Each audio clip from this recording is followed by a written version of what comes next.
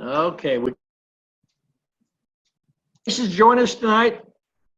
New friends, old friends, and don't be bashful. Ask the questions. You got to stump the man. Put me on the spot here. I know Jamie must have a whole bunch of stuff. Got a new sign. I wish I'd have brought my sign up. One of my students made a sign just for me. It says, he made it out of wood. It says, home of the fat bee man. My wife won't let me hang it on the front porch though. Okay, Don, James has a question for you. Okay, go ahead, James. Don, I wanted to introduce everybody to my wife, Sheila. She's the mean woman with the staple gun and the paint gun. I cut them out, she staples them, and paints them for me. There you go. Hi, y'all. How you doing? I'm really enjoying listening to y'all Okay. and learning a lot. Will you jump in there anytime you have a question? Okay, thank you. Okay. Thank you, Don. Harry's got a question. We've got to get you unmuted. We can hear you. Who is that? Harry? Harry, yeah. How about that? Okay. Okay, my question for today, Don, is I'm putting together frames. And I'm reviewing your videos of all your splits and stuff, and it looks to me like you're putting in full sheets with bobby pins and no fishing line. Is that just I can't see on the video, or what's the story with that? Those videos are probably at least 3 years old. We go, everything's time related. So 3 years ago, we was putting fishing line in with full sheets, and Queen would lay them sheets up before they was even drawed, but we don't ship much now. So if students are shipping for me, I let them do it. We're basically using a 1-inch starter strip, and the bees will build it out just as good. The problem we had if we didn't put fishing line in is we had a good honey flow on. The bees were bringing so much nectar that the frames was collapsing because of heat and the amount of nectar, and they would lean up against the next frame. So we started going to starter strips. We found out that they drew that starter strip out wider and stronger and actually quicker. You're going to lose either sugar or you're going to lose honey in drawing more wax, but wax sells for a whole lot more than honey does. I sell honey for $4 a pound, $5 a pound. I could sell wax for $25. So you'd recommend I don't use full sheets at all? I would say try your starter strips. You're going to, where you live and where I live is going to be different. So you might be in an area where you can draw wax good. You might be in an area where they won't draw wax. Bees are going to build no matter where they are, north, south, east, or west. It's the amount of protein or the amount of feed that you're putting on, the amount of wax they're going to draw.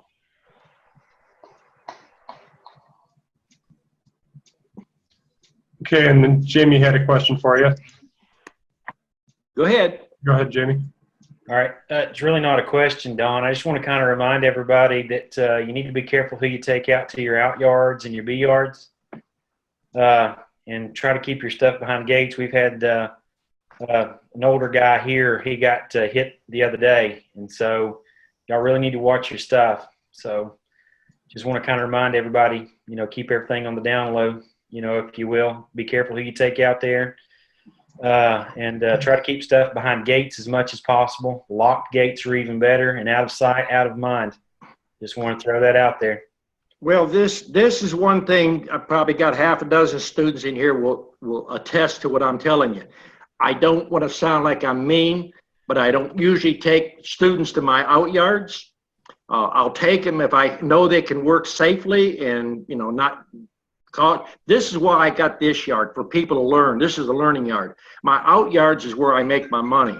So what we do is, if someone's from out of state, I will take them there and let them help, because they want to see what an out yard looks like. But you're not being mean to anybody. It's just that you have to protect your interests. We try to put our out yards where there's usually one entrance in, and it's someone living there all the time to keep an eye on it. It's just a safety, because we got people getting into bees and they start looking around and they start figuring out they can make some money on bees, not honey. So The biggest problem you have is people will take their equipment to your bee yard. They'll empty your boxes into their yard. And I had a sheriff tell me that in South Georgia. Once they're out that street, even if you watch them drive out of your yard, you can't prove that those are your bees. I branded my boxes for years, and I actually stopped branding them 28 years ago because it doesn't stop the thief. You just got to watch where you put them and, you know, be aware of these things can happen to you. And then Sean's up next. Hey Don, how's it Go going? ahead, Sean. Go ahead. Hey, I got a quick question. I've got 6 nukes and 3 3-pound packages coming in. And I should have about 150 boxes for them when they get here. I was planning on about 1,400 pounds of sugar to take me through the year. Is that going to be enough? Or? About 2 weeks. 2 weeks. Okay. Are you putting your bees on a diet? So, Okay, the nukes, you figure to get them up and going, if you're buying a 5-frame nuke and they're pretty good nukes, you put them in, what, an 8-frame box? I'm going to put them in nuke boxes. Okay, well, your nuke box is going to take you anywhere from 20 to 25 pounds to get it up and running. We're going to be putting in probably 75, maybe 85 packages Monday. We're going to build, stir up 2 barrels right off to start them with. We'll probably use 4 or 5 barrels the first week. So, I mean, I don't want to scare you, but if you don't feed your bees, they're not going to multiply. If you want them to, they have to eat in order to draw honey or to wax out. Okay. Sugar is your cheapest thing. Believe me, get all the sugar now you can get. Sounds good. What would you estimate, or do you have a rough estimate? As far as what it's going to take you? Yeah. We try to figure a barrel of sugar probably to 100 packages for 2 days. That's if you don't have a honey flow. If you got a honey flow, they might not take it. Last year, we set out 150 packages and we went through a barrel to a barrel and a half a week. But now, 3 years ago, we went through 6 barrels a week. Barrels, what, 500 pounds? Yeah, they're 500, 550, depends how much they've settled. Okay. Sounds good. I guess I'll be getting more sugar. Yeah, I'll tell you one thing. The guys getting in it, they have the wife, and the wife doesn't seem to realize how much money you're putting in this. And right away, they're going to start saying, well, this is a one-way deal. We're putting money out. If you get selling your bees too quick, it's once you open that door, you're not going to get it closed. You'll never build your stock. So make sure you got your stock. Everybody's shaking their head. If you build your stock before you start selling, I know you got to turn some money. That's just the normal thing. But what, you know, it's just like right now, we're sold out until May now, middle of May, and that phone's ringing constantly. And the weather has not even warmed up. You wait another week when we have 5 to 8 days in a row of sun, that phone will ring day and night. When you say build your stock, how much stock do you typically want to keep on hand for a smaller operation, would you say? I don't know what's a smaller operation. Backyard beekeeping, 5 or 10 hives? Or do you want to make some money at this? No, I want to make some money. I can probably handle, I work full time, obviously, or I wouldn't have enough money to even start this. But, I don't know. I can probably handle about 150 on my own. I mean, If you got 150 hives and you manage them right, you could probably make a decent living with them by managing them right. I mean, most people can 200 to 250 basically can live off of it.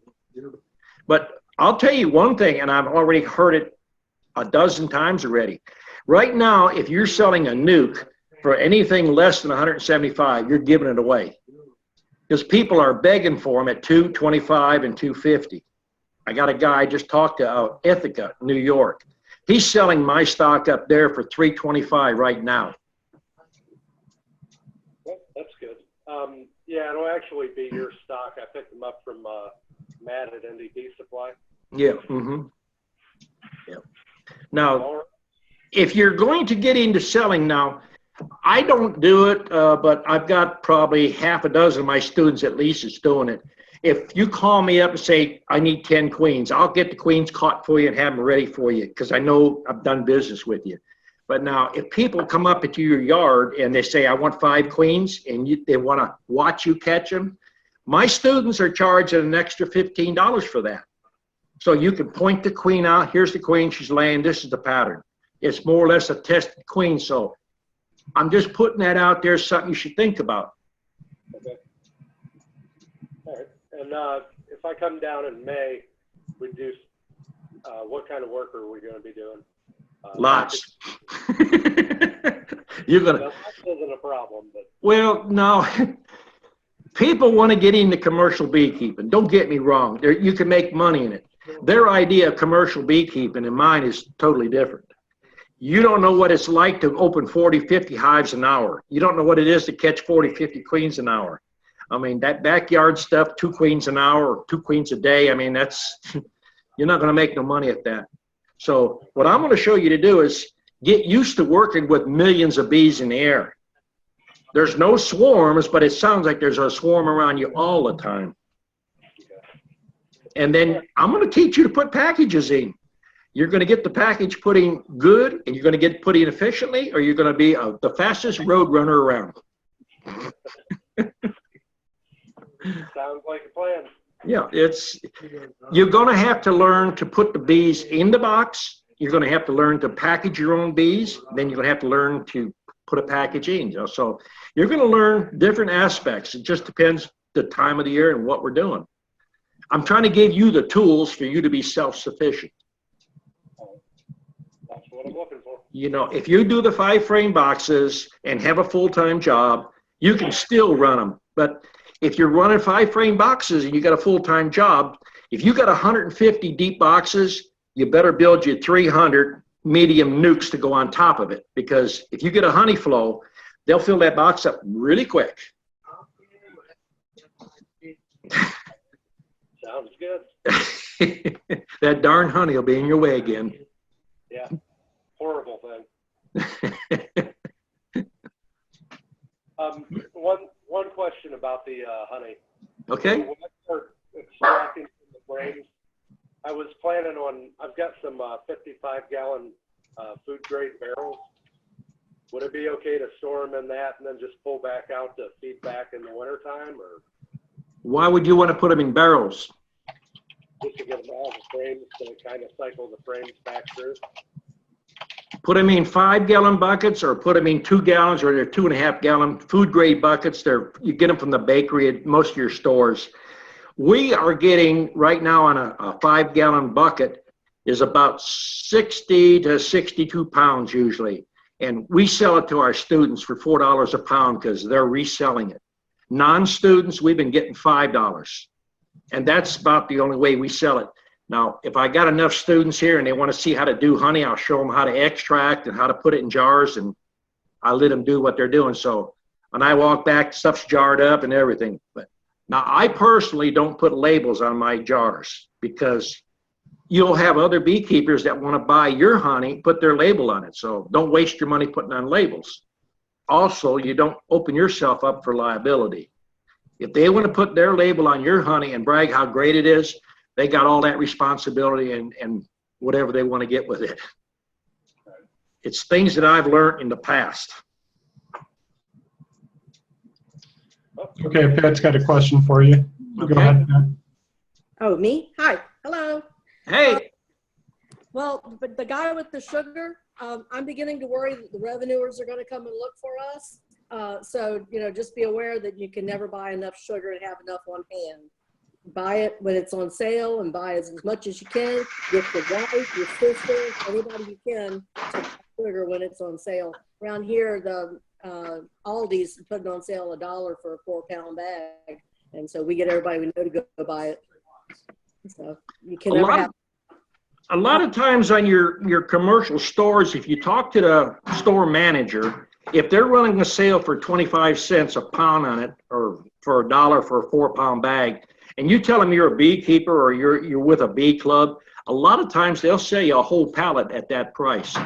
Joe Mays bought a bunch of it like that, and I've got one of my students that's gone to Kroger and done that.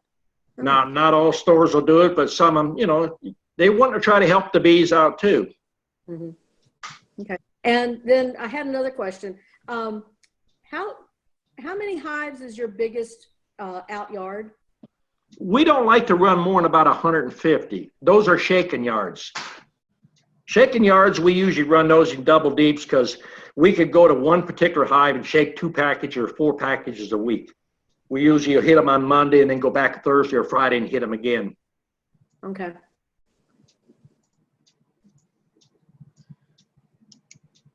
Okay, and then Charles is asking, what's the percentage of nurse bees in a package? Yeah, that varies. Depends on, you know, when you're shaking them in the morning or in the afternoon. We try to get our shake, you know, anywhere from 7 o'clock to about 11 o'clock. So you're getting a good majority of them. If you're getting on the first shake or two, I mean, there's people that prefer to get on the 4th or 5th shake because they want a lot of drones. They don't really want, you know, all that worker bees in there.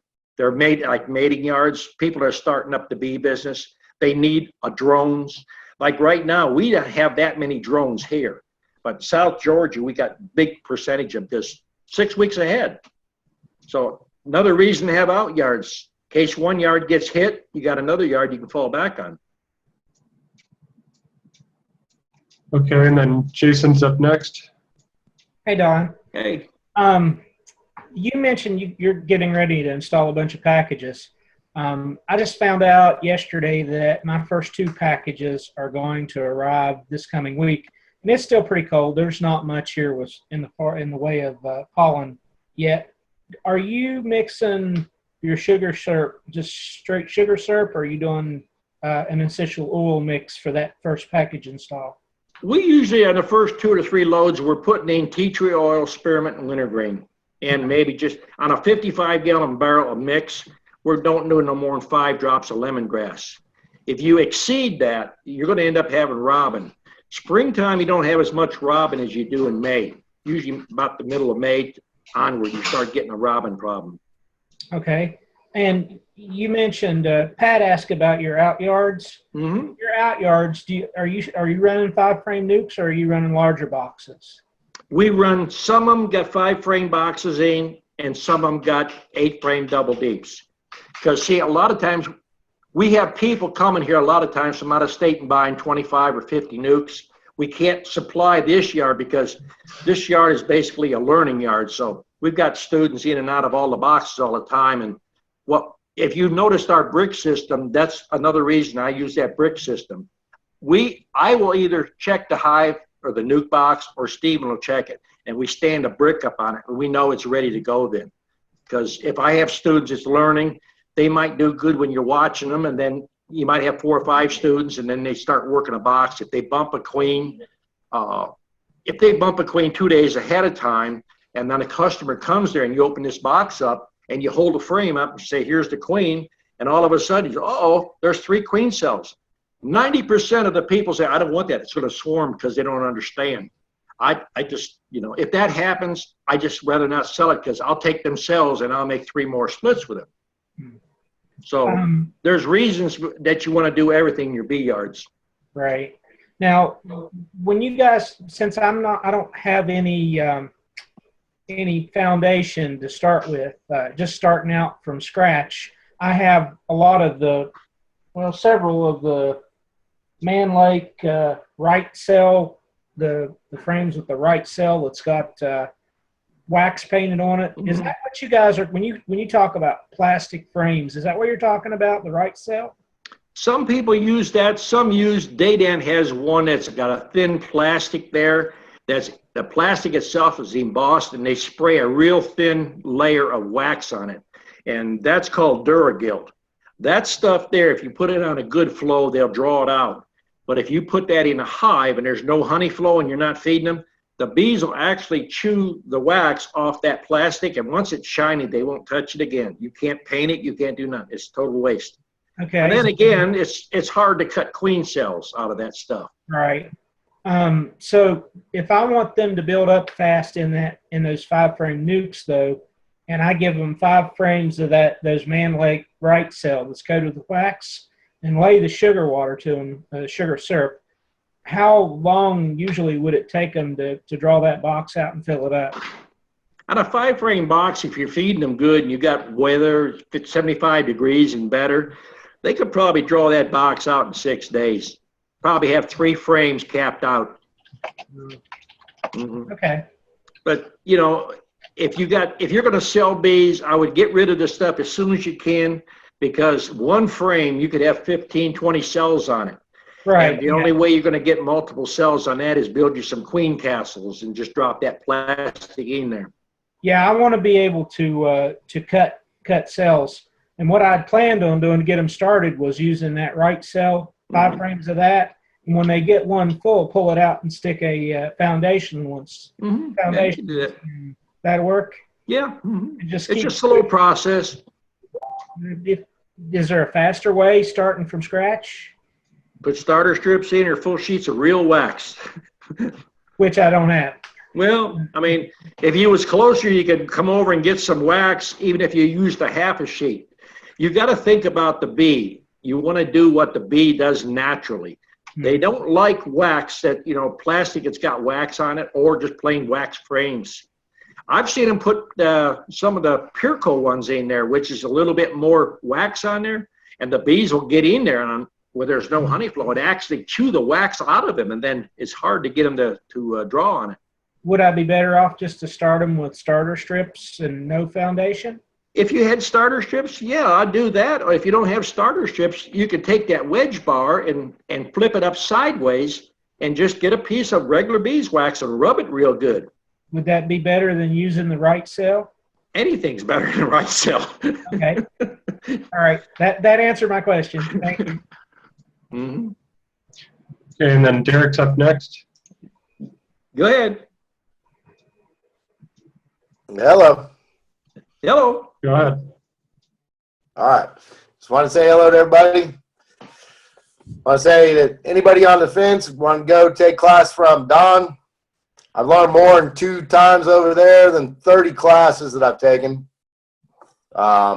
Just stumbling around in his workshop, you learn more than anywhere else. I work my students like Tom Sawyer. Yeah, I did quite a bit of foundation today. I bet you're getting proficient in it now. You can do that in your sleep. Oh yeah, not a problem.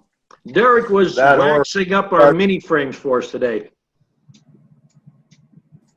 Anyway, I just wanted to tell you all that. Make sure if you on the fence going to see Don, you need to do it. Okay, and then Joseph is up next. Hey, Don. Hey. Go ahead.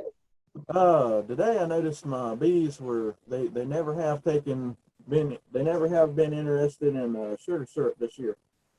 And today they were after my wife's hummingbird feeder. They drunk a couple inches out of it, so I went and I opened them up and I put some sugar syrup with essential oils, like you said, to mix it. And I've got a pro feeder right now. I'm still building. This coming week I'll have the top feeders similar to what you recommend. I pulled the top half off and looked under it. I didn't see any swarm cells on it. There's a little bit of comb they had built on the bottom of a couple of the cells. I had a pretty good number of bees. They've gotten much more populated since I gave them a gallon of the feed like you recommend. I took a frame out of the side on the bottom, and they've got it cleaned out where it's ready to use, but they don't have anything in it yet. So I'm assuming at this point I should wait 2 weeks before I mess with them again, or? No, I mean, when you say you took the other box off, are you talking about a super? You took a super off, or you took a hive top feeder off? I got sorry, I just don't get feedback. I took the I got a double deep 10 frame configuration. No, see, right there, you've got a double deep box. And if you go back to the way I try to teach people, bees only do two things. They multiply, they store honey. Now, when you give them room, they got expansion. They're not going to make cells. Get that top box off of there, crowd them, and then they'll make some cells.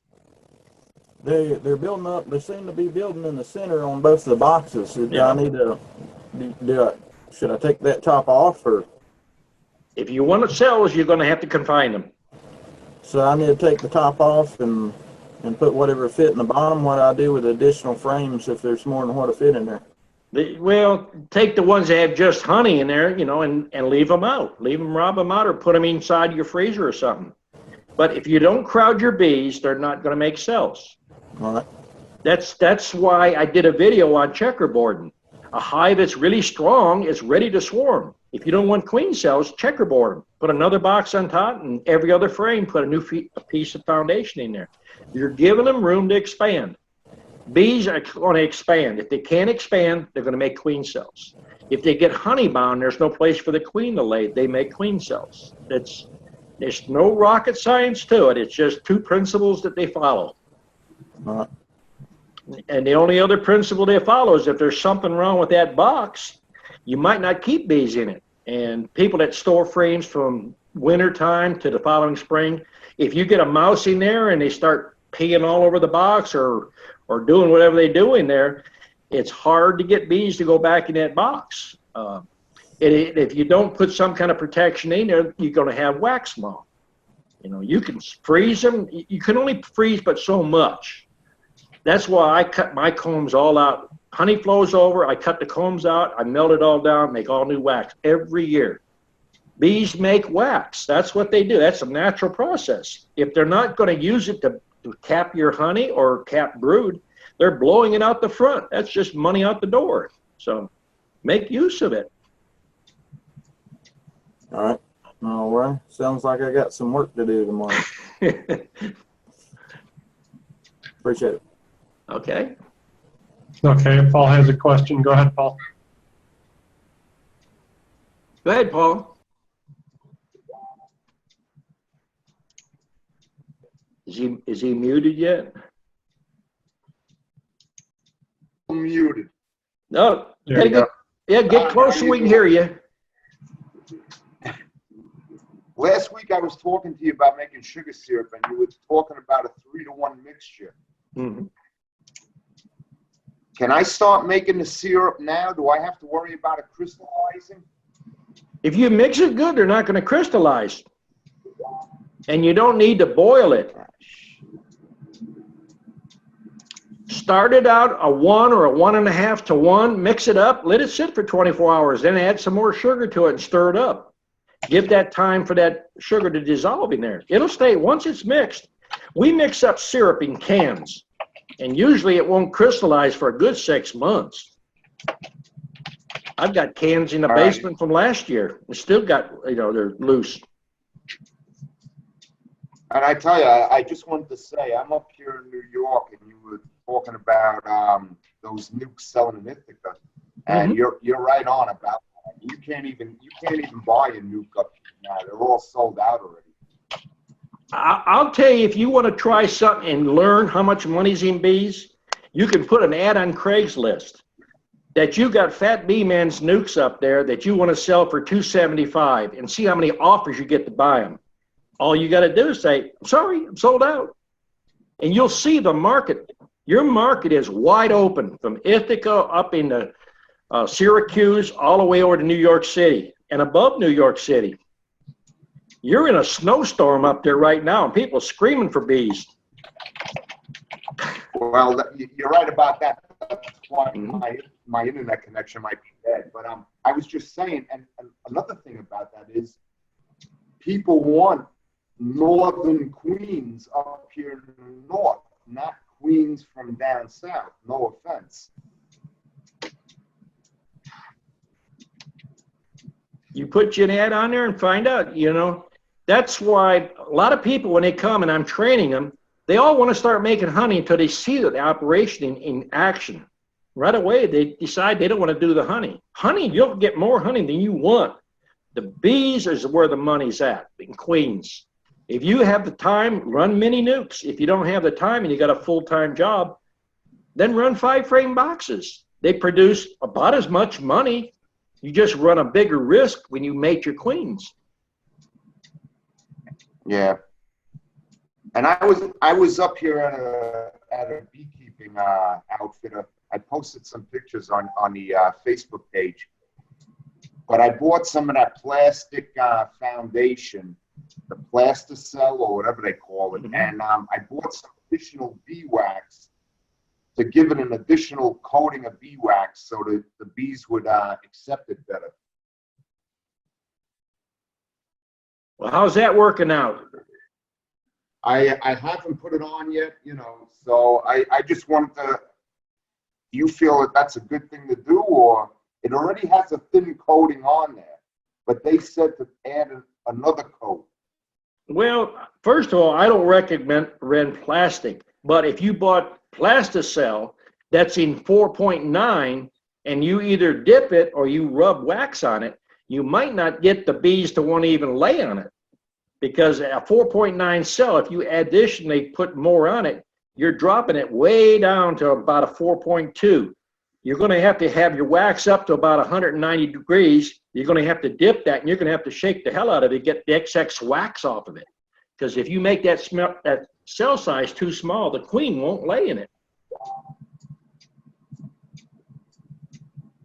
That's why I think rather than do that, I would cut a starter strip, you know, even turn the wedge up and rub it with wax. Yeah, I didn't even think about that. You're adding more wax and making the cell even smaller. Yeah, right. That's a good point. Well, that's why, you know, I don't think I'm that smart, but, you know, there's little things like that that come out of my mind that people don't think about, that I've been down that road. I try to save you money.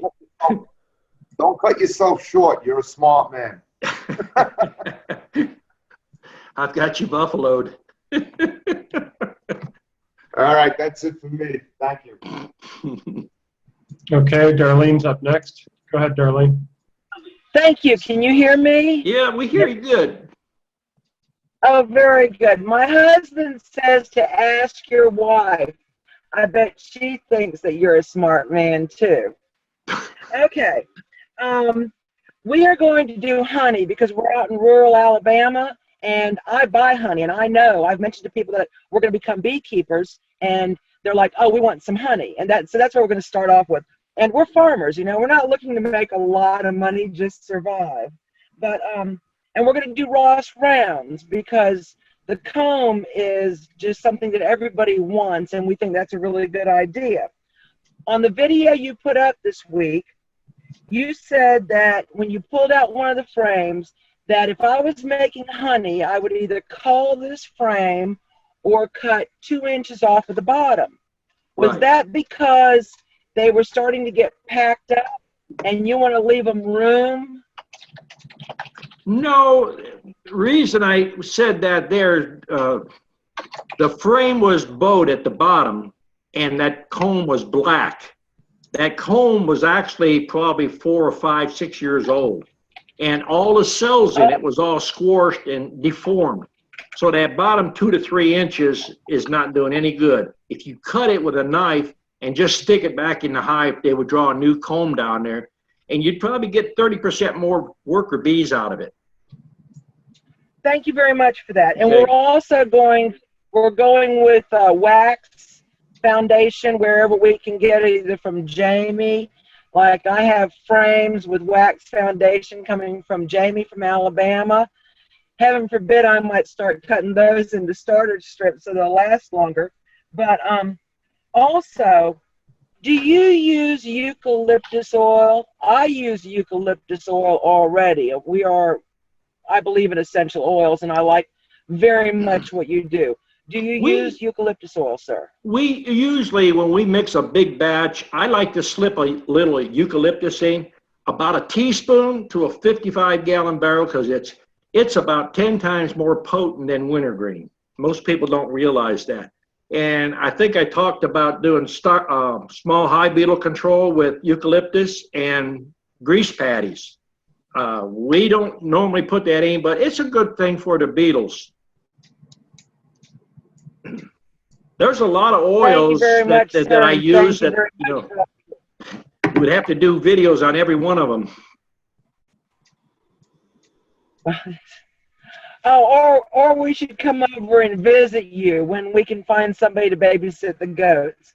But thank you very much, sir. Okay. Appreciate it. Okay.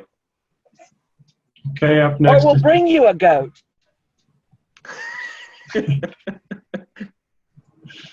Up next is Jason. Go ahead, Jason. Okay. Sugar water or sugar syrup. Will bees store that in the comb and cap it like honey? If there's nothing else coming in, they probably would. So they don't actually, if there's nothing else coming in, they wouldn't convert it to honey because they have nothing to mix it with. They would just store it and cap it. So they're basically going to do it. There's no such wording that beecabulary convert it. It's like getting sand and convert it to gold. It don't happen. Bees will store it and cap it if there's nothing coming in. But that's not a big worry, or is that? No, because they won't store sugar water if there's a honey flow. They won't even touch sugar water. In fact, I've done a video where I squirted honey on the landing board. They'll walk right straight through it if there's a honey flow. They want the nectar. But if there's not, they'll line up and they'll get it. Okay. Thank you. Okay, up next is Pat. Go ahead, Pat. Yeah, hi. Hey. I wanted to tell Dar, the lady with the goats and all, she's getting bees. Don't sell yourself short on the honey, because once nectar flow is over, you're going to have all those workers make some queens and sell some bees later into the summer. Don't just focus on one thing. If you're just going to do a small amount, you can do both very well. And with the essential oils, you have to be very careful that you don't overuse those stronger smelling oils, because it will overpower the queen's pheromone and the hive will lose cohesion. So you can't be too heavy-handed with the stronger scents. That's a good thing there when people talk about overpowering the queen pheromones. I talked to an older man over in Arkansas that his bee inspector couldn't figure out why he had absolutely no mites. And he treated with garlic powder, not garlic salt. But the risk that you run there, if you use garlic powder mixed with powdered sugar and dust your bees down with it, I would be worried more about if you descent the queen. If she loses that pheromone, then they could ball her and kill her. But he didn't have a problem with mites. I don't know if he found the queen first and make sure he didn't dust it. But now I have tried several years ago mixing sugar water up and putting garlic powder in it and mixing it good. The bees will eat it, but you have a garlicky taste honey if you're working about honey. It's good on the mites. Yeah. Well, I do powder sugar dusting as part of my mite control method, but I don't know that I would want to add garlic into it, because if it comes out in the honey, you would have a hard time selling it. Oh, Leon said put some sriracha on it. It'll be all right. That's right. Okay. Okay, and then Tim. How you doing there, Don? Hey, very good. I got a couple of questions for you. Last week I told you that I put in some of the grease, small hive beetle packs, you know, where you pack in the lard. The Crisco with the boric acid? Yes, sir. That's it. Yeah. I put that in there, and I also left the Beetle Blasters packs in there too, just for extra. And went back in today or yesterday and replaced the box and everything like we talked about. And the beetles wasn't messing with either one of them. I had a handful of beetles in there, probably maybe less than a dozen, and they were running in and out. I tried to get my knife blade and pop them out and squish them and everything like that, but the they wouldn't. I didn't see any evidence of them chewing into the lard, or even the beetle blasters were not being very effective. Is that anything to worry about, or is there something else I could try? Well, if they're not getting on that Crisco, the main thing on those political signs is don't overfill them. When people tell me that they're not working, they usually fill them. You want to take a 3x5 and do about 10 to 15 and 1 teaspoon of boric acid. You want to seal one side lightly with Crisco, just enough to block those openings, and then turn it over and just kind of drizzle in that teaspoon of boric acid across those holes. It only takes 1 or 2 crystals in each of those. And when they're going in there and they die, they'll start to propolize those holes shut. That's how we can tell when they're getting full, we change them out. It might just be that when you just ate them, right now, beetles that are low counts right now, you'll see big results once it warms up. Okay. I know that I didn't want any of them in there, so I was trying to eradicate them. That might, when you said you just put a light case of Crisco, I might have put a little much in there. That might be the problem, because I sealed them up pretty good. But I figured they'd tunnel through the Crisco, but I didn't put a lot of powder in there. The acid, I just barely sprinkled like you're talking about, and then I sealed them up again. So I might make some more and do a lighter seal. And I'm going to be going back into them probably Tuesday. It's supposed to start warming up. I'm going to go back in, and I've got one queen cell that's I'm thinking about doing a split on them. While I was in there, I saw where I missed 2 or 3 queens that already hatched out. I noticed that the queen that I had in there has been replaced, because when I bought my packages last year, they had the dot on them so I could identify them. And I know that she wasn't in there, and the queen that I found did not have a dot, so I know she's been replaced. And well, so, not necessarily, because a lot of times it depends on how they're marked. I've seen them chew those markings off in 10, 15 days. But you're going back to your Crisco, you want to use, I found what works best for me is to take a political sign and just cut it about 2 inches long and about 1 inch wide and leave it in your can of Crisco and just scoop out a little bit and then just drag it across the openings. I found if you use your finger, you end up packing too much. And then, see, you want a light coating of Crisco. That is your attractant for the beetles. Then when you turn it over, you put that teaspoonful in there and just do the same thing. Just barely cover it. All that's supposed to do is basically act as an attractant and keep it in place. Like if you're doing 100 of them and you go into an out yard, it keeps that boric acid in there from vibrating out when you're driving down the road. And then staple them about 1 inch from the back of the hive in the center and the back. And they work good. I mean, we don't have a beetle problem, and we haven't put them in here for 3 years. I'm trying to see how far we can go without it, but I'm under the trees. I mean, complete shade. I mean, full sun. I've got all different situations here. Each situation is going to be a little different.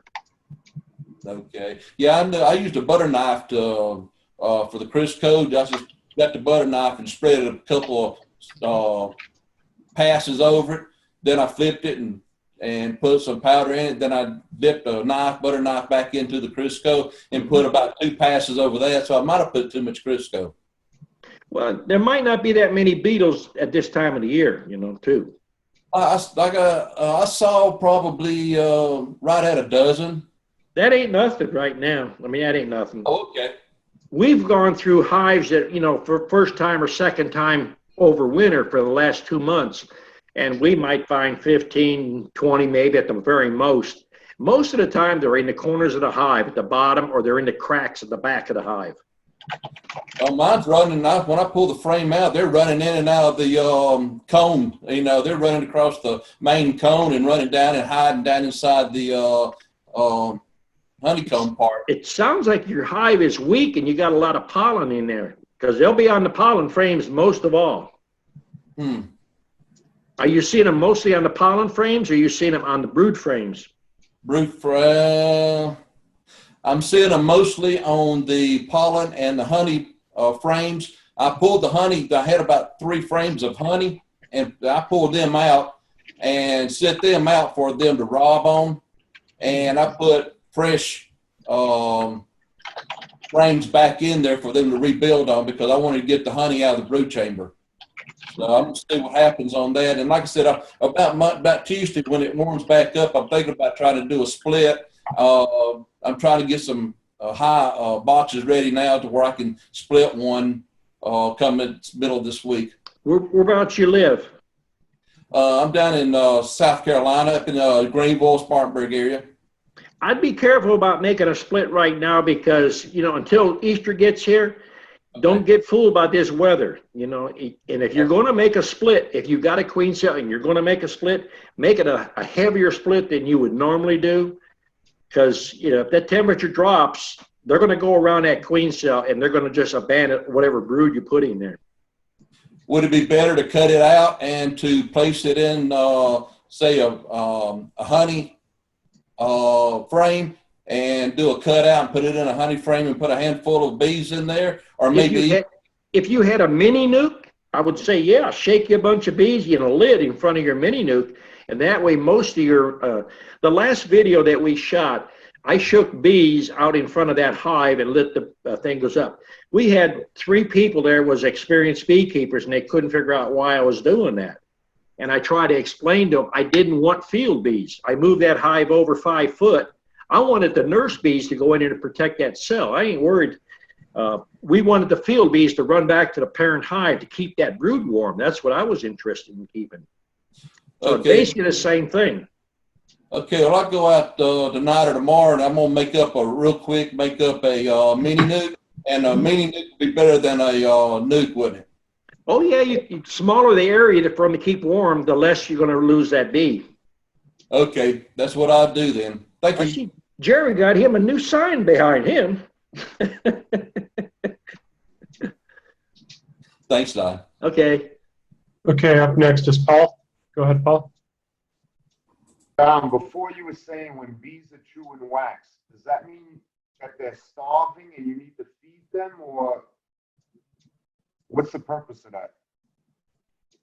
I can't quite hear you. Before you said when bees are chewing wax, does that mean, is that an indication that they're starving? Well, usually if there's no honey flow on and you're not feeding them, they'll start chewing wax down off the comb. Yeah, because I remember back when I was keeping bees years ago, and I used that Duraglit. They would chew the wax right off of that, and all you were left with was a sheet of plastic. Right. Yeah. As long as you're putting comb in, you're okay if you got a honey flow or if you're feeding them good. See, I don't stop feeding them. I put sugar on there, and it won't ferment if you mix it right. Now, if you're trying to mix up Kool-Aid and put on there, and if they don't pull it quick in, say, 24 hours, 48 hours, and the sun's on it, it's going to ferment. And then the first thing you're going to notice is all this pooping on the front of your hive. That's when they're starting to get diarrhea. You mix it right, and it won't ferment on you. Yeah, we were talking about that last week, and that's where you brought up that point to mix a 3-to-1 instead of a 2-to-1 to keep it from fermenting. Right. All right, thanks, Don. Okay. Okay, Jason. Okay, another question about the packages that's probably coming Tuesday or Wednesday. And I know you've done videos on this. I just wanted to ask again. If I'm starting the 2 packages, I've got 5-frame nukes built to put them in. I've got feeders built to put on top for them. Can I set those like side by side and just opposite directions on the entrances, or do I need to move them apart to start with? I wouldn't put them opposite directions for the reason is I tried that one year and I can get used to bees landing on my back, but if you have them in opposite directions, you're always having bees coming in. If you're working the hive next to you, they're going to land on your back, they're going to come up your shirt, they're going to come up your neck and get up on your hat. So have them all facing one way. Yeah, I never thought of that. You're right. That's why we're here, right? That's why we're here. So a foot apart, 2 foot apart, or does it matter? Well, if you got the room and you're just starting, why do you want to cramp them? I'm planning on doing several more, and I haven't put up enough stands yet. Well, if you're putting them on like landscape timbers that are like probably 8 foot long, 7, 8 foot long, if you only have 2 hives, I put one at one end and one at the other end. That way you can take your lid and lay it on that hive stand. That's another thing I've discussed on chats. Never stick your boxes on the ground, even if you lean them up against your stand, because if you get a blade or two of green grass and then you put it back on your hive, if it's between a honey super and a brood chamber, what's going to happen is it's going to start to decay in there, and then you're going to get a fungus in there, and then pretty soon your bees start getting sick. So that's one reason I try to teach my students to take a lid. We use telescoping lids. Migratory lids would work just as good. Flip it over, set your box on top of that lid. Try to keep it clean from debris. And then when you set it on the hive, I don't know if you picked up on the video, but I set one corner on the hive, no matter if it's an empty box or a full one. And I just, as I lower it down, I move it back and forth like a brush, and I move the bees out of the way. Because there's nothing worse than closing that box up because it's heavy and you drop it down on a hive. And if your hands is on the side handholds and you squash bees and you get that juice fly out on your hands, I'll guarantee you, you're marked all day and they'll eat you up all day. Okay. So when I put them in there, of course, the queen will be in, she'll be caged. Right. You hope. Yeah, I hope. just let the others go, or do I need to keep the entrance closed for overnight? What entrance we talking about? The entrance to the hive or the entrance of the queen cage? The entrance to the hive. I would reduce it down. If you're putting them in a 5-frame box, you should have a 2-inch opening, 3/8 high. And then make sure you take the cork and look at that box 2 or 3 times. The piece that looks white on the end, if it's a dentin cage, it's a 3-hole dentin cage. One end will have a white look to it. It's sugar in there. It's candy for the queen candy. And take the cork out of the candy end, not the other end. And when you take the cork out, I like to keep all the students with a safety pin. And you just put it on your t-shirt, close it, and then if you put in 10 packages, you know, if you come over to my place here and you put 10 packages in, I hold my hand out, I want to see 10 corks. If I see 9, I'm going to have you go through every hive that you just worked and find the one that you didn't release the queen. So if you take a package and you shake it in there, you've got the bees worked up. So you always pay attention and watch what you're doing. And another thing is, you get a hold of that queen cage, make sure you got a hold of it. Because if you drop it inside that cage with all them bees, you are the one that's going to reach in there. See Jamie shaking his head? Yeah. He's been here. so these are the things you're going to learn. Okay. I think that's it. I had another question, but I can't remember what it was. Well, if you got packages coming in the next week or 2 and the weather changes on you, there's 2 or 3 videos up. One is a video with a queen cage with the screen facing down between the frames. That's for warm weather, when you got fairly decent weather. If it gets really cold on you, because if you get a package and all of a sudden that weather drops on you, you can put the queen in and you put her diagonally at 90 degrees across the frames with the screen facing upward. And then you shake your bees in on top of them. And that way the bees will hump up over the top and keep it warm. Okay. And go back, 3 days later and check and see if she got out? Or? No, because the majority of people out there are going to wear a veil and they're going to have gloves and they're going to think they're not going to get stung and they're going to be clumsy. That's going to take 2 to 3 days for that queen to get out. If you get in there and she just got out that morning, she hasn't had time to lay, and you in there, you're not going to get stung. You got gloves and you're just rooting around in there, and you bump that queen. Now you got no way for that queen to be replaced. But if you wait 4 or 5 days, the most that's going to happen is they're going to draw a little extra comb from that queen cage down. But the assurance thing is she's going to lay a little bit. If you did damage her, they can make a new queen. So give her a week. I would be on it. If you're, an experienced beekeeper or have had bees for a year or 2, Go in there in 2 or 3 days. Most of the time, on the second day, you could even direct release them if you know what you're doing. Yeah, That's the risk of the beekeeper. I'm experienced where I would do it. I can tell when they're going to do it. Right now, I'm kind of the negative of experience. You know, the lowest you can get on the scale. Well, no, I would say.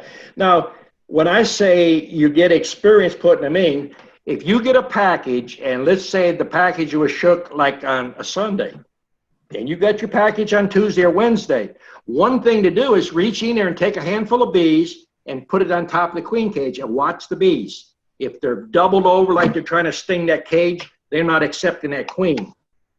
You can't direct release her. But if they're just putting their tongues through there and they're feeding that queen and everything looks, and they're not buzzing them out, I have actually opened up the other end and just let that queen walk in. I get him in a day or 2 days earlier. But I'm willing to take the risk. But a new beekeeper, I don't suggest doing that. It comes with years of experience. Listening to the bees, the way they're making their buzzing and stuff, you can tell what's going on. Okay, thank you. Okay, and up next is Terry. Go ahead. Hi, Don. Hey. I was out looking at my bees. We had a rough summer and a winter, so I got one hive of bees left, and so I got them down to 3 mediums, and I want to try to do some of the stuff you're talking about and increase my bees on my own rather than just buying all the bees. So I got 3 mediums. Is that too many to get them to start? You got them in 3 mediums. Yeah. You run nothing but mediums. Well, I've got some deeps, but I'm trying to switch over to mediums. Well, see, right now, the more mediums you got stacked there, you got more heat loss. You should have a minimum of 1 deep box or 2 mediums. No higher than that. The higher you go, the more heat loss you have. Okay. And as far as bees that you lost, why did you lose bees? Didn't you treat them? Yeah, I did. The nukes that we bought, a friend of mine, he bought a bunch. He bought 50 of them, and I only bought about 8 of them. But he lost all 50 of them in about 2 months. So I wouldn't recommend that, man. Yeah, that was a rough summer.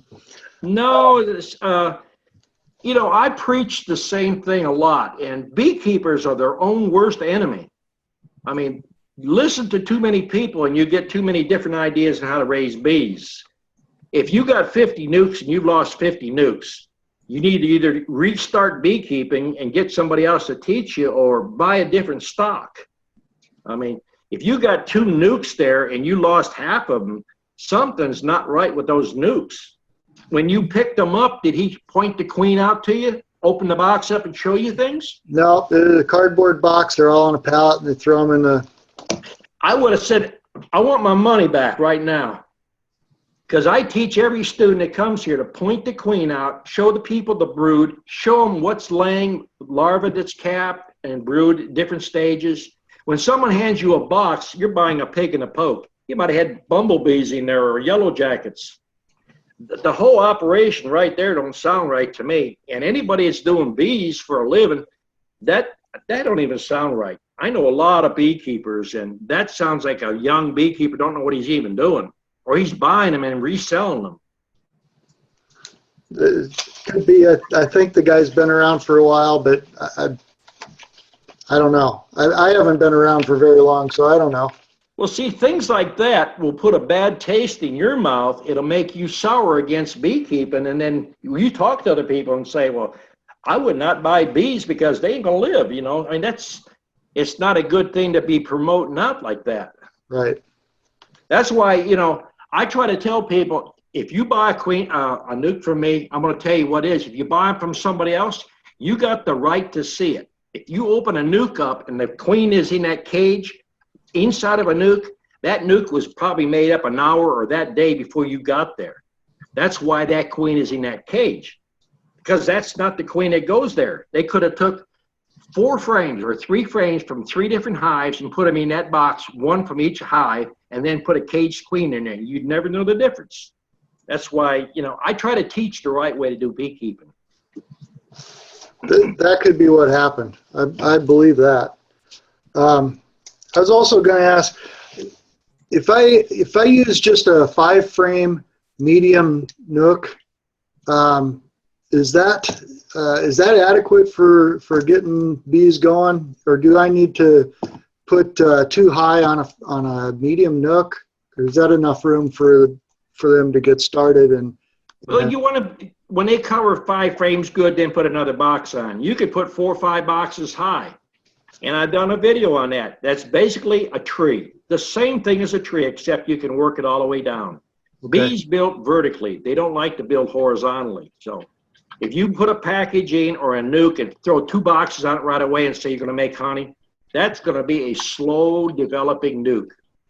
You keep them in a single until they cover them up, and then put 1 box. When they cover that, then put another. Or transfer them into an 8-frame box. Okay. And did you say it would take about 25 pounds of sugar for each Nuke to get it up and going? Is that what I heard you say? If you put a package in, you're looking at 20 to 35 pounds. If you got a Nuke should contain some pollen, some honey, capped brood, and some larvae and bees of all ages. So you're going to take 20 to 25 pounds. That's providing there's no honey flow. If there's a honey flow, they might only take 15 pounds or 10 pounds. But you got to get those bees up and running, and they don't have enough to get them going. They're not going to draw wax, and they're not going to, progress like they should. They're on a starvation diet, basically. Okay. One other question I had was, you mentioned on one of the other chats that I was watching, you asked somebody if they were using a quilt box, and then you didn't expand on that. And I was just wondering, what is your opinion on a quilt box for going through the winter? What is that you think that the quilt box is going to do? Absorb the moisture? That's what I was hoping, yeah. And what do you got? Moisture over the top of the beehive. And if it's not expanding out or evaporating, now you've got an ice cube over the top of your hive. Yeah. You're actually causing the bees to eat more honey. If not, cause moisture problems in there. Okay. There's a lot of fads, gimmick, and gizmos out there that you don't need, believe me. So more ventilation at the top? Because I've had, over the last couple of years, I've lost a couple that I thought was from moisture. So that's why I tried that. So more opening at the top. How would you do the ventilation? If you go through and take your time and look through some of my videos, or ask students that's been here. Every single box has got a 1-inch hole all the way up underneath the handhold. That's the opening at the bottom board, and at the top on the feeders, it's got 2 at the back of it. You can have a hive that has too much moisture or too much ventilation in it, and the bees will actually propolize those holes shut. If you got a hive that doesn't have enough ventilation, they starts to get condensation in there, and then your bees look wet or they get moldy looking, and the hive will die. Okay. I mean, I've got people up north that's practicing the same techniques and found out that closing a hive up and wrapping it, the hive died a lot quicker than having them in a single story and having that adequate ventilation. Joe May's up there in Indiana, and, he can tell you about ventilation and moisture problems and stuff like that. And I've got guys up in Wisconsin and Michigan that I talked to, and they went from wrapping their hives to running them in single stories rather than putting a box of honey or 2 boxes on there and having less mortality than trying to wrap them and keep them airtight. They have to breathe. They're just like humans. They have to breathe. They're going to make moisture in the hive. If it don't ventilate, it condensates. Well, I'm in Nebraska, so I've got the same issue they do. Yeah. Well. All right. Thank you, Don. Mm-hmm. Okay, Darlene. A shout out to Jamie Kelsey and Fork Mountain Bees. Here he is down here. Look at that smile. Yes, he is. There he is. Yes, he is. Good man. Good man. And a fine family also. And I appreciate what he said about bringing people over to his property. You always must be careful, as you know, Don. He's trying to share all the good news. At the end of May. Yes, sir. It's all good news. You just sometimes have to be more awake than at other times. we're very, very rural, and people don't come out to see us. When I sell goats directly to someone, I already know them and know who they are. So that's why I was saying, now here in Clay County, there were 2 beekeepers that sold honey, and they went away. So for the past 2 years, people have been starving for honey. That's why I think that we can fill that spot. I know, I mean, I can go up and down 50 miles in either direction. Our closest stoplight is 20 miles away. And the reason that I asked about the eucalyptus oil, I use eucalyptus oil for headaches. You can take, and I know how strong it is. You can take a little bit and put it on your temples after you do everything to relax, and it'll help you relax more. And that scent, that smell, will take your mind off of your headache, and you might be able to relax. So I appreciate what Pat said also. And sir, if you eat goat, that'd be a great excuse for me to drive over and see you one day. I'll bring you a goat, and you can show me something to do with bees. I will be on the chat. But you'll have to kill it. I'm not eating children yet, but anyway. But that's good. That's good. Thanks. I'll get one of my friends to process it, and we'll bring it over. No. Okay. Thank you, sir. Thank you. Okay, Joe?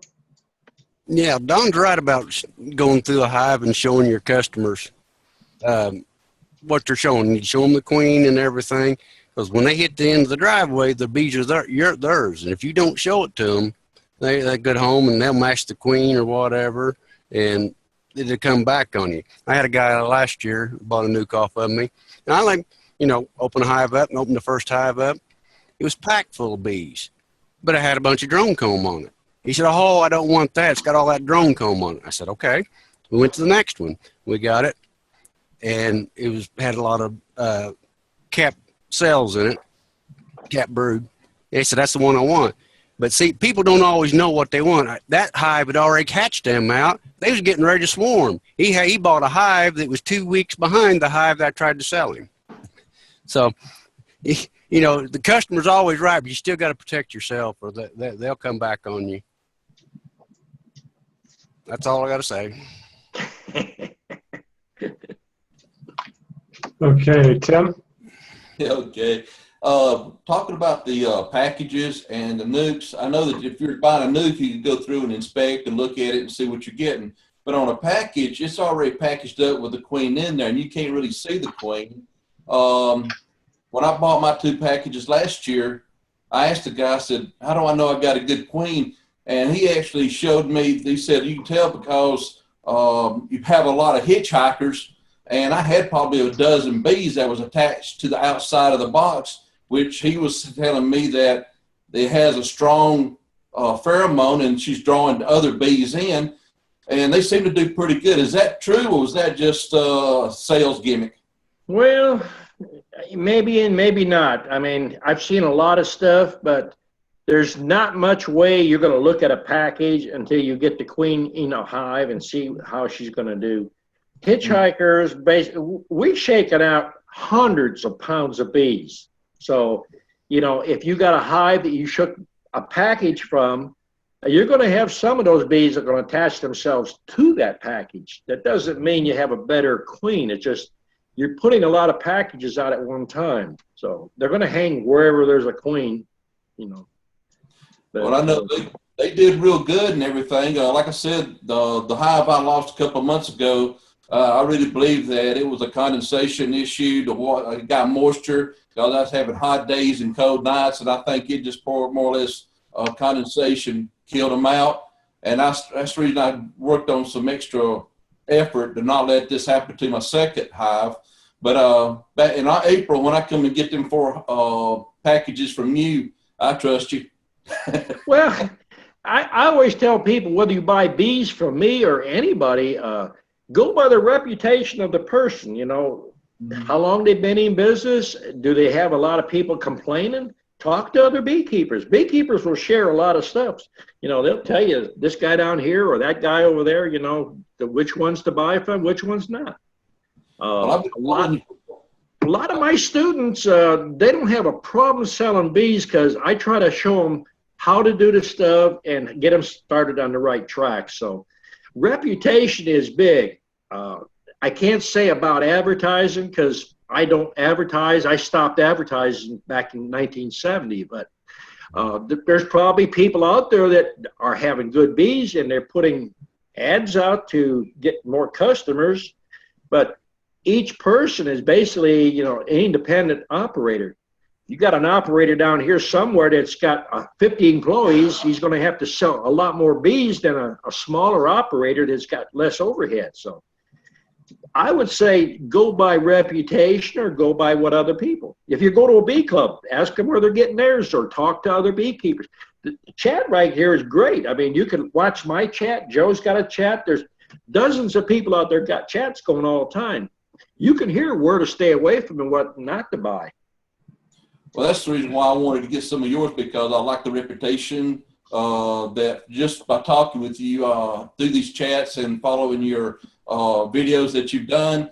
And that's the reason I'm using you as my primary instructor now, even though it's, you know, by video, is to, I trust what you say, and you made more sense. And I've tried what the people I bought mine from, and I lost half of them. And what kind of sad about it is they tell me to expect to lose up to 50% of mine.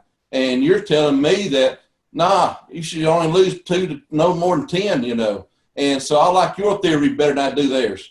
Well, I mean, it's not just what I'm saying. I mean, there's what, 5 or 6 students in here of mine? I mean, you can ask them, you know, 2 to 3% should be an easy number. If you're taking care of bees the way I'm showing you how to take care of them, you can even actually get 0%. I mean, the problem a lot of times we get is we sell our bees faster than we can reproduce them. So if you're going in October or November with a hive that you just sold in September, they're going to be weak. So you run them risks, but that's the risk you have to take. Most people don't want to listen to common sense. They want to throw chemical to it. They want to do a lot of things they shouldn't be doing.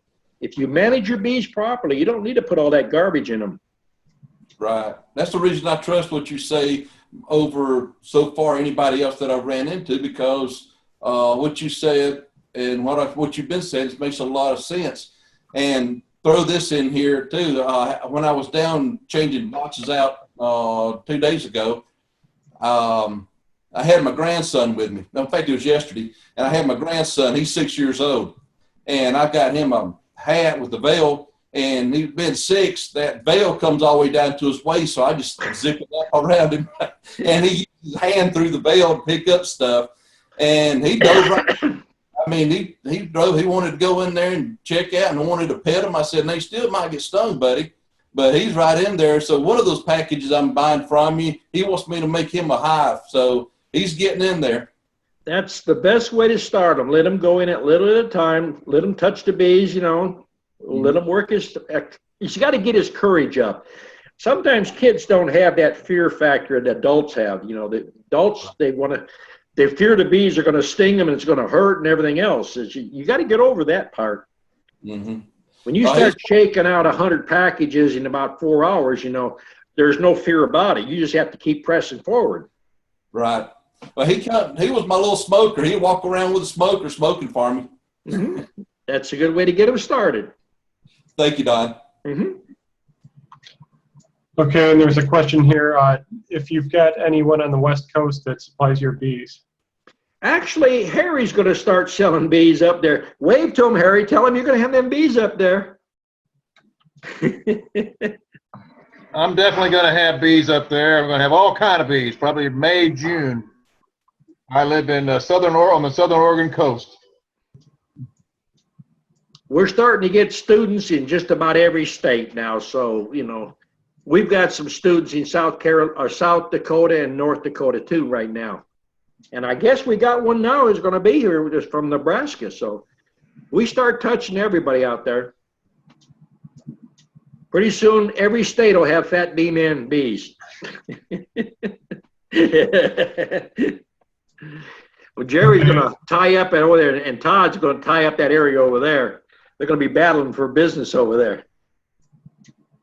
Now, see, there's another thing right there. Got students that close to each other, and people worry about selling. I don't think Jerry has a problem selling, or Todd.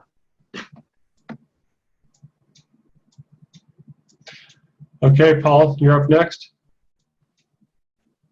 Don, I just wanted to ask you, how did you get into beekeeping? Was it something that was handed down? Come closer to the mic. How did you get into beekeeping? Was it handed down to you, or was it something you started on your own? Well, if I tell you how I got started, you wouldn't want to believe it. I started as it was a job for me. I started getting 25 cents an hour when I was going to school to help a guy. And I just end up loving the bees. And now it's not a job. It's a passion that I try to pass on to everybody I touch, come in contact with. Well, because your last name, the English translation, you should be the cake master. Right. Mm-hmm. That's right. Yeah. So I guess you're German. Yep. Mm-hmm. Okay. That's it. Thank you. Mm-hmm. Okay, go ahead, Jeff. Yeah, just talking about Don and competition. Matt from Indy Bee Supply, he's only 35 miles from me. Been in business for 4, 5, 6 years, a student of Don's. Nicest guy, takes good care of me. We talk back and forth. He sold his bees. I'm sold out to June. Not a problem.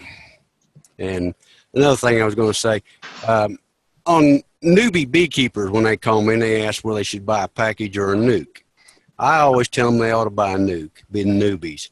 Because when you buy a package, you're taking a risk. That queen don't go with that hive. They got a bunch of bees. I mean, been shook from 40 different hives into there. They may not accept that queen. If you're a new beekeeper, you let it set 3 weeks, and they've got a land worker, and you go in there and see eggs, you think she's got a queen in there, and you'll lose that package before you realize that you don't have a queen in there.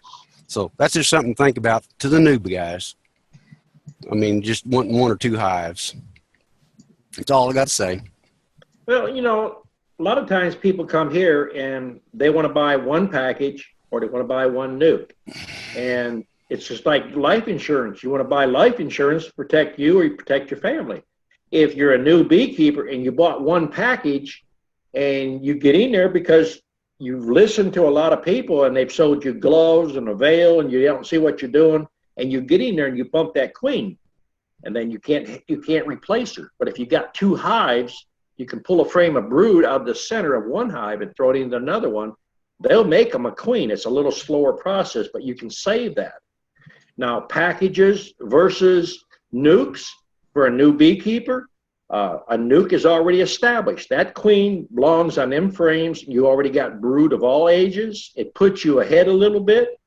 The package deal, you put those bees on new foundation or plastic or whatever that the bee supply house has sold you.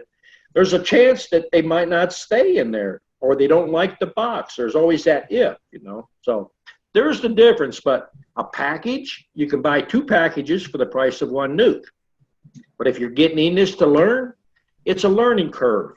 And hopefully these chats will save you money and get you ahead down the road where you don't make a lot of costly mistakes. But that's the main difference as far as comparison. If it's a learning thing for you, do the package. You have to be your own guide there. Okay, and then we'll finish up with Tim.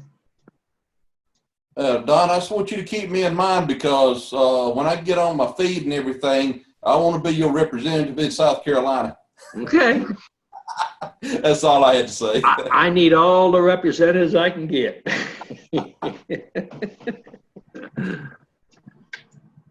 All right, if everybody's had a good time, we'll look for everybody next week and get those questions wrote down, because get on the screen here and sometimes you get all confused, can't think of them. Everybody had a good time. We'll see you next week. Have a good night. Thanks a lot, Don. Appreciate it. See you, Don. Have a good night. Thanks, everybody.